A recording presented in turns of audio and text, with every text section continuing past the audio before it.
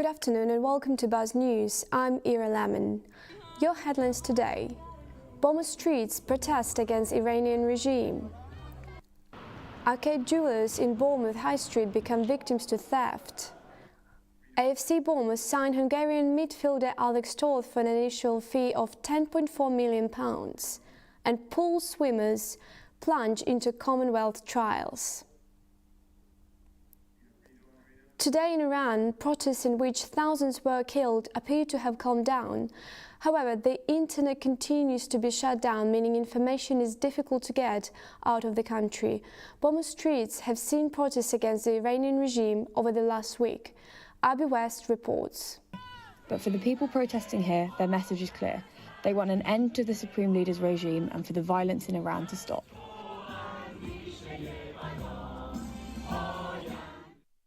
On Monday the 19th of January. A jewellery shop in Bournemouth High Street were victims of a theft yesterday evening. Sabrina Lay spoke to shop owners surrounding the store. On Monday the 19th of January 2026, a theft in Bournemouth town centre was reported. Obviously, we've got like 20 odd sellers in this shop, and everyone's pretty concerned that, we thought this place is safe. We think it's kind of like, protected compared to the rest of the high street. And then to find, waking up to a bunch of messages again that someone else has managed to push open the gate again, your heart just starts racing. You think, oh God, they've got in again. Well, at first I was concerned for our staff because I just heard very quickly to them that there'd been a big robbery, and you can't help but think with something like this that if there were more cameras outside of the shops, these things would be so easy to solve. Obviously, yeah, a bit nerve-wracking really, because you never know who's going to come in or do what, what someone's intentions are, so you just got to keep your wits about you really. Officers attended and carried out initial inquiries at the scene. No arrests have been made and the investigation is ongoing. Intersectionality Uprising, a group that campaigns for equal rights across all minority groups, have been marching in Bournemouth town centre. Protesters spoke on women's rights, LGBT issues and the situation in the Middle East. Connor Haddo has the story. Marginalised groups across the country came together on Saturday to march for human rights. In Bournemouth, the march began from East Cliff and those involved marched all the way to the Triangle. Similar marches simultaneously happened in 20 different cities. Marching is very much physical, it's emotional and it matters.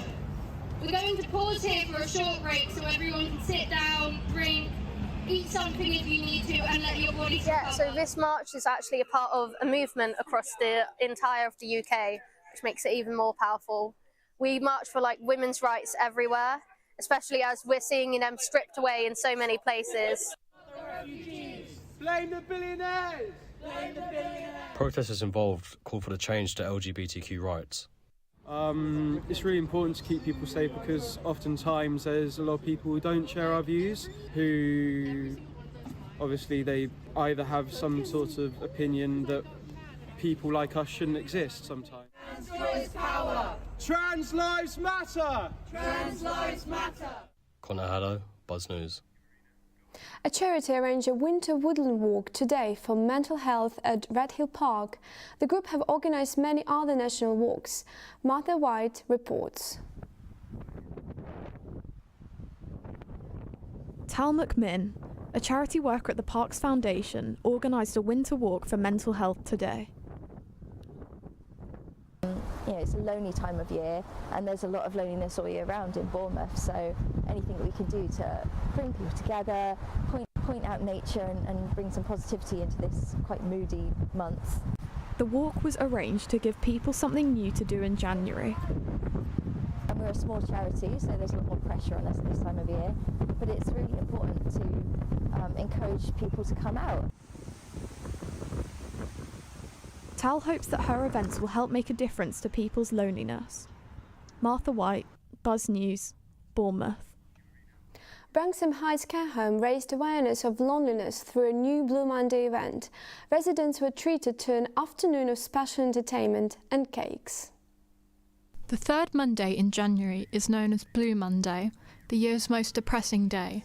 To combat the January blues, Miss Lisa Lucano took to the stage to sing their favourite vintage hits all afternoon. Residents enjoyed the entertainment, joining in with the songs and clapping along. To them, these events shaped their experience at the care home. It's good. She's quite a good woman, you know. She goes through different era, and our era where we remember the songs. So you can join in if you're that brave. I sing and clap along. I think it's good fun. Some people say it's a load of rubbish. I said, well, that's your choice. You don't have to go down. Whilst the residents appreciated the music, the reason behind the event is still important. Elderly people are more vulnerable to loneliness and social isolation, though care homes provide support for this. By the time they are considering a care home, they can be almost on their knees themselves at home. Some of the family members who are the carer are often in need of a lot of TLC themselves. A lot of people, by the time they come here, the amount of support and friendships that they make is kind of quite overwhelming. Branksome Heights hopes to hold similar events in the future, providing a space to hold important conversations on loneliness. Tori Turner, Buzz News, Bournemouth. Today in Iran, protests in which thousands were killed appear to have calmed down. However, the internet continues to be shut down, meaning information is difficult to get out of the country. Bournemouth streets have seen protests against the Iranian regime over the last week. Abby West reports.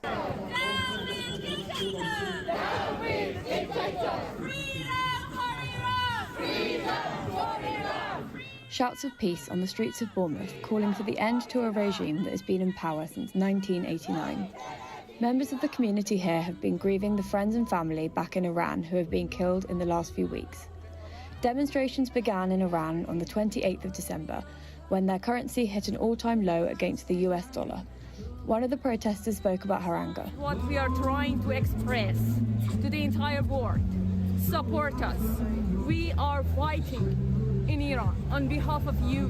We want support from the UK, and it just simply means just shut down their embassies, shut down and expel their diplomats.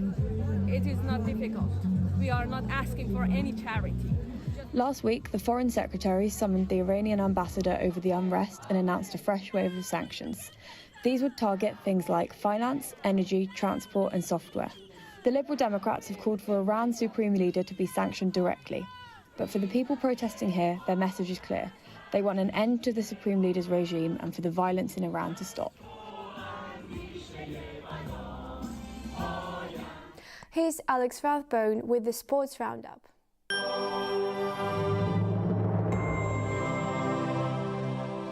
AFC Bournemouth haven't won away since their trip to Spurs back in August, and Andoni Iraola is hoping a new face in midfield can change that. Evan Morris gives us the latest. AFC Bournemouth sit in 15th place after a 1-1 draw with Brighton last night. The Seagulls equalised late on, meaning Andoni Iraola's side dropped more points from winning positions. I think it's a very harsh game for us, very harsh, because it's, as I said a lot of times lately, okay, it's a good point away, Brighton, before the game, probably you take it, but seeing how the game has developed is not enough. The Cherries announced their second signing of the window this morning in Hungarian midfielder Alex Toth. He joins from Ferencváros for a reported fee of around £12 million.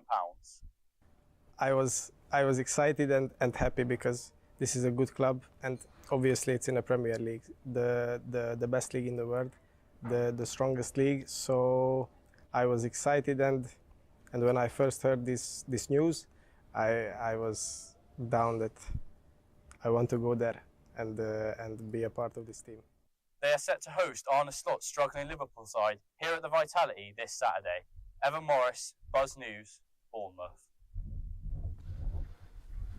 Over the past 3 transfer windows in January, AFC Bournemouth have outspent the current clubs around them in the Premier League. While other clubs were cautious with money and signings, the Cherries went big, bringing in the most amount of players and spending the most. Bournemouth have brought in a total of 12 different players within the last 3 January transfer windows and spending a total of £77.4 million. There was an important win on the road for Hamworthy Recreation as they continue to close in on a playoff position. This would see them challenge for the final promotion spot in the Southern League Division 1. Ailani Verrill has the story. Saturday's 1-0 win at Fawcett's Field moves the Wreck to within 3 points of the playoff places in the Wessex League Premier. At this stage of the season, momentum can be just as important as results, with teams closely packed across the table. For Hamworthy, attention now turns to what comes next. I think the league is so tight from kind of second right down to arguably 12th, really. It'll be about who puts a run together. We've had a bit of a transition probably the last 4 or 5 weeks in terms of outgoing players. We're starting to rebuild the squad, and not really an ideal time of the season to be rebuilding, but that's just the way it's gone. Jack Lovell has joined Hamworthy Wreck from Bashley while serving a 3-game suspension, bringing experience and energy to the squad.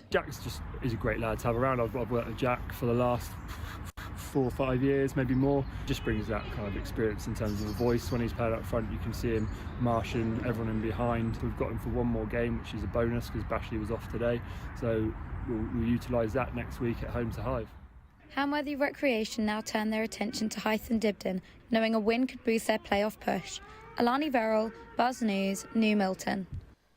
Senegal triumphed over Morocco in the final of the AFCON, which happened over the weekend, and it's created headlines after being controversial on many fronts. Despite this, Moroccan fans in Bournemouth are seeing the positive signs of the result. Monty Eldridge reports. It was heartbreak for Morocco fans, as in the highly controversial game, Senegal got the edge over Morocco by winning 1-0 in the last minute. Despite losing, Victoria Barrel, who runs a local Moroccan restaurant in Southbourne, still praised the team highly. And a lot of Moroccans are really proud of their Moroccan football team, and they obviously really were hoping that they were going to be the winners last night. Obviously it didn't happen for them on this occasion, but I think they were all very, very proud of how well the team played, how they conducted themselves throughout all of the matches. Victoria also spoke about the Moroccan community in Bournemouth. So the Moroccan community, I would say, it's a small community. I say they're quite close-knit. There's a few that have businesses, entrepreneurial. They kind of meet regularly. I have a few friends. Monty Eldridge, Southbourne, Buzz News. Pool swimmers are set to compete nationally after a successful qualification for the Commonwealth Game Trials. The pair have been swimming at Pool Swimming Club since they were kids, and now they're looking to go global. Ruby Jarrett follows the story. Pool Swimming Club will be represented in the Commonwealth Games Trials in April, with 18-year-old senior captains Hallie Harris and Freddie Beasley qualifying for the Open Age Group competition. If you put in the hard work, then you can achieve anything that you want to achieve. It's my first one, so it means I can see what I can do. The trials will see them step into a competitive field at the London Aquatic Centre, lining up against British internationals like Duncan Scott and Lauren Cox. They will compete in multiple sprint and middle distance events across all 4 strokes, having represented their club at national level and aiming for future Olympic selection. There'll be a lot more competition, so there'll be a lot more of the more senior swimmers there, and I'll be able to see them competing in all the finals. Qualifying for the trials has sharpened their sense of where they stand in British swimming, following in the footsteps of club alumni Jacob Peters, an Olympian and Commonwealth medalist. I've got to this top level, and I've always dreamed of racing against the best, and hopefully one day I'll be seen as one of the best as well. Behind the qualification lies a routine built around training, discipline and compromise, with the 2 swimmers among the 220 athletes who typically compete at the trials. I've had to focus a lot more on swimming than my academics, so it's quite hard to balance everything in my life.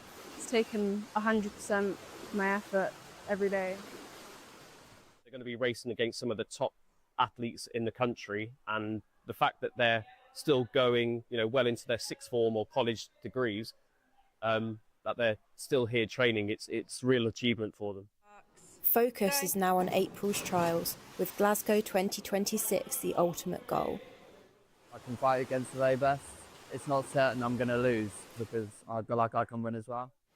And there's a sense this qualification may only be the beginning. they're still succeeding, they're still improving, and I don't think yet we've unlocked their true potential yet. And that's the exciting part about it, is that there's still more for them to give. For Hallie and Freddie, the trials are just the first step on a journey that could one day take them to the Olympics. Ruby Jarrett, Buzz News. The BCP Council has approved the expansion of the Two Rivers Meet Leisure Complex in Christchurch, where one of our reporters, Duarte Fialio, headed earlier this morning. Two Rivers Meet Leisure Centre is currently the only BCP leisure centre in Christchurch. The extension will allow for 2 studios to be built, which will have a capacity of between 30 to 40 members per class. A wider work is currently taking place to transform all 5 owned BCP leisure centres, which will be presented later this year. A vote took place a couple of days ago in which it passed 4-3 with one being abstention.